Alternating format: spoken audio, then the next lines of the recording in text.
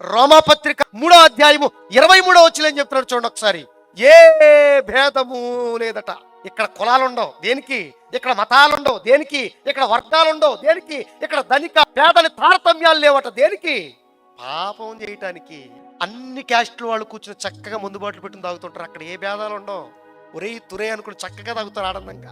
వ్యభిచారం చేయటానికి ఏ భేదం లేదు, తాగటానికి ఏ భేదం లేదు, నేరాలు చేయటానికి ఏ భేదం లేదు, తాగి ఏమన్నా తందనాడటానికి ఏ భేదం లేదట. అంతా ఒకటే అక్కడ సమానత్వం. అక్కడ తాగేవాళ్ళు సమానత్వం చూడండి, వాళ్ళ యూనిటీ చాలా బలంగా ఉంటుంది. యూనిటీ.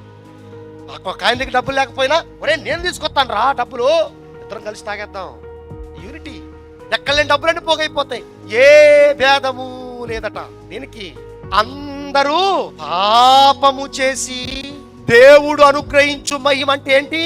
పరలోకం అండి. దేవుడు అనుగ్రహించే మహిమ పరలోకం పొందలేకపోతున్నారు.